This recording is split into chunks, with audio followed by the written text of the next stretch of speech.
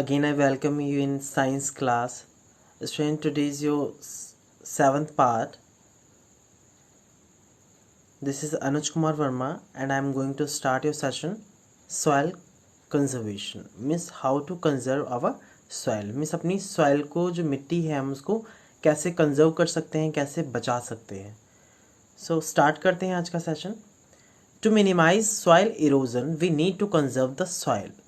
हमें अगर soil erosion को यानी कि मृदा अपरदन यानी कि जो मिट्टी है उसको जो उसमें डिफरेंट एक्टिविटीज़ हो रही हैं उसको किस तरीके से रोक के हम उसको क्या कर सकते हैं, बचा सकते हैं. तो उनके बारे में अभी हम डिस्कस करेंगे. Due to the industrialisation and other human activities rate of soil erosion has rapidly increased in past few decades. Means जो इंडस्ट्रीज़ धीरे धीरे बढ़ रही हैं. रेट ऑफ सॉइल इरोजन उतना ही ज़्यादा बढ़ता जा रहा है जैसे जैसे इंक्रीज़ होते जा रहे हैं कुछ दशकों से यानी कि कुछ वर्षों से. For the conservation of soil following measures are needed to be taken into account. Means अब आपको कुछ डिस्कशन के थ्रू मैं बताऊंगा कि किस किस तरीके से सॉइल को कंजर्व किया जा सकता है basically. So first is plantation. Plantation basically हमें प्लांट्स को लगाना चाहिए, प्लांट्स को ग्रो करना चाहिए, जिससे क्या होगा धीरे धीरे क्या होगा हमारा एनवायरनमेंट अच्छा हो जाएगा और हमें जितनी नेसेसरी चीज़ें हैं, ऑक्सीजन है और भी बहुत सारी मेडिसिनल वैल्यूज़, ये सारी क्या होगी हमारी फुलफिल होती रहेंगी. तो प्लांटेशन में basically one of the most main reasons of the soil erosion is deforestation. Deforestation means पेड़ का कटाव यानी कि पेड़ के कटने से क्या होता है, सॉइल इरोजन होता है. The roots of the plants act as the binder and bind soil particles together. Roots क्या होते हैं, जो जड़ें होती हैं पेड़ पौधों की, वो क्या करती हैं मिट्टी को जकड़ कर रखते हैं यानी कि बाइंड करके रखती हैं उनके पार्टिकल्स को, सॉइल पार्टिकल्स को. स्टूडेंट्स आपने देखा होगा कि जहाँ पे भी बारिश होती है तो बारिश जहाँ पे भी होगी, जहाँ पेड़ होंगे वहाँ पे क्या होगा उनके रूट्स क्या होंगे, मिट्टी को प्रोटेक्ट करके रखेंगे, मिट्टी वहाँ की बारिश में बह के नहीं जाएगी. वैसे नॉर्मली आप अगर कहीं पे देखोगे तो क्या होगा, मिट्टी का स्टॉक लगाया तो धीरे धीरे वो क्या होगा बह जाएगा बारिश में. तो क्या है, जो सॉइल के पार्टिकल्स हैं उनको क्या करता है प्लांट्स के रूट में स्टोर करके रखता है या फिर उसको बहने नहीं देता है. नेक्स्ट है this prevents them from getting eroded. Due to this advantage more and more plantation need to be done. इस वजह से क्या हो रहा है, धीरे धीरे क्या होगा प्लांट्स को प्रिवेंट किया जा सकता है और जो मिट्टी की जो क्षमता है या मतलब कैपेसिटी है उसको बढ़ाया जा सकता है. साथ में क्या होना चाहिए, हमें जितने भी ज़्यादा हो सके प्लांट को ग्रो करना चाहिए. तो देख सकते हैं स्टूडेंट यहाँ पे कुछ पिक्चर्स में, इस पिक्चर में क्या करते हैं कुछ लोग यहाँ पे प्लांट्स को लगा रहे हैं. नेक्स्ट है टेरेस फार्मिंग. टेरेस फार्मिंग यानी कि जहाँ पे टेरेस की तरह खेत होते हैं या फिर जहाँ पे सीढ़ी नुमा खेत होते हैं. In hilly areas terrace farming is adopted to avoid soil erosion. Basically जो हिली एरियाज होते हैं वहाँ पे स्टेयर्स के फॉर्म में फील्ड्स होते हैं बेसिकली, तो उन्हें टेरेस फार्मिंग बोलते हैं या टेरेसेस बोलते हैं. Terraces are made along the slopes with reducing the force of water with which it comes down the slopes. Due to this, water loses its momentum while coming down from the slopes and thus soil does not get eroded.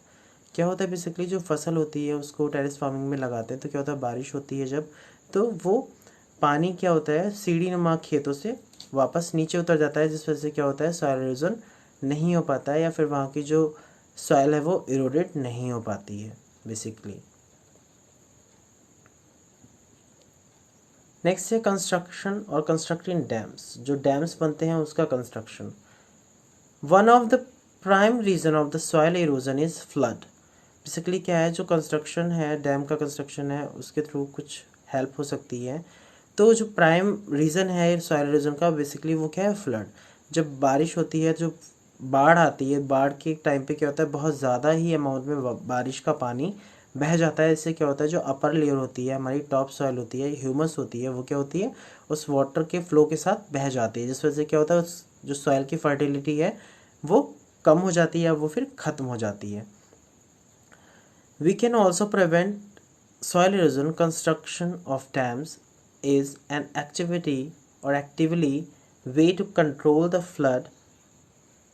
Thus by constructing dam we can conserve the soil. Basically अगर हम लोग क्या, हमारे government है, अगर government क्या करती है, डैम का कंस्ट्रक्शन कराती है, ज़्यादा डैम्स होंगे तो क्या होगा, सॉइल का जो इरोजन है वो बच सकता है फ्लड के काज से.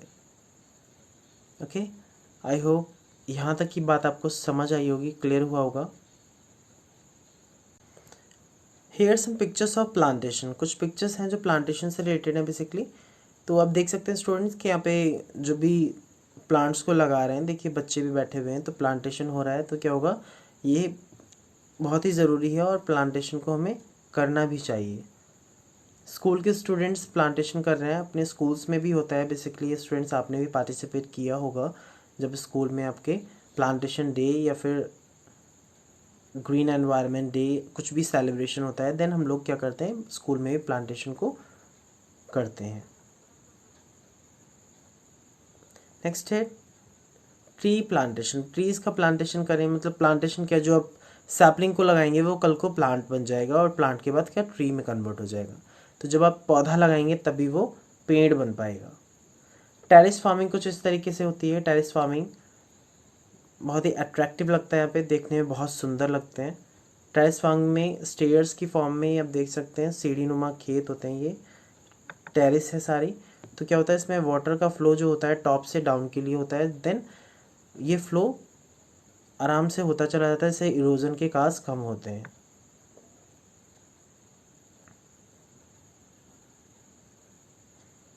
These all are the examples of terrace farming. Now constructing dams. Dam के कंस्ट्रक्शन से क्या है, जो वाटर का फ्लो है वो एक अमाउंट में निकलेगा. दूसरा क्या है, टाइम टू टाइम डैम में भी जो वाटर है उसका फ्लो छोड़ा जाता है, जिससे क्या होता है, इस तरीके का इरोजन नहीं हो पाता है और लाइट वगैरह के लिए वाटर को स्टोर करके रखा जाता है. ये डैम के कंस्ट्रक्शन की कोई इमेज है. वाटर का फ्लो देखिए डैम के थ्रू किस तरीके से होता है. Now stopping overgrazing. ओवरग्रेजिंग से भी क्या होता है, हमारा सॉइल इरोजन होता है.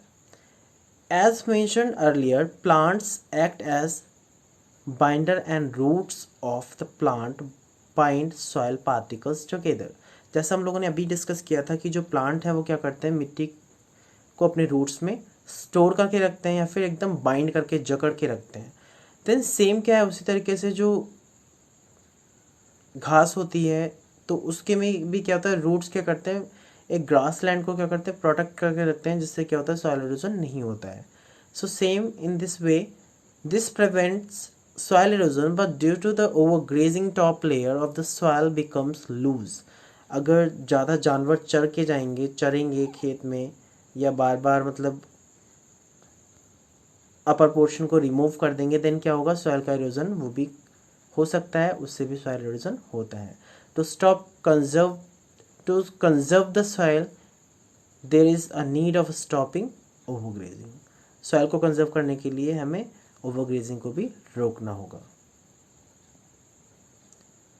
कुछ फील्ड्स हैं जिसमें देखिए जो जानवर हैं या एनिमल्स, कैटल्स हैं, वो क्या कर रहे हैं, चरने आए हुए हैं. तो क्या होगा, धीरे धीरे ओवरग्रेजिंग हो सकता है. यहाँ पे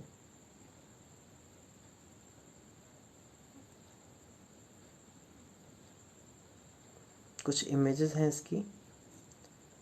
स्टूडेंट अब हमारा चैप्टर कंप्लीट हो गया है. हम की वर्ड्स को डिस्कस करेंगे एक बार.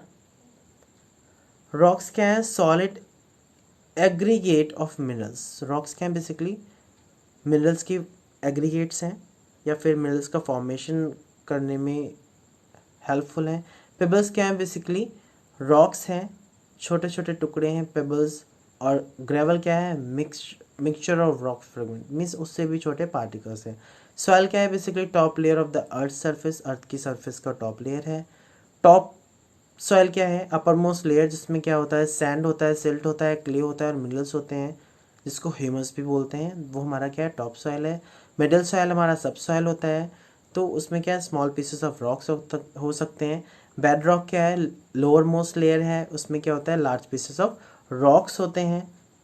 एंड सॉइल इरोजन क्या है, सॉइल इरोजन बेसिकली क्या है, removal of the upper most fertile layer of the soil by the action of the wind and rain, means soil का इरोजन उसे कहते हैं। आई होप स्टूडेंट इस चैप्टर को आप अच्छी तरीके से समझ पाए होंगे।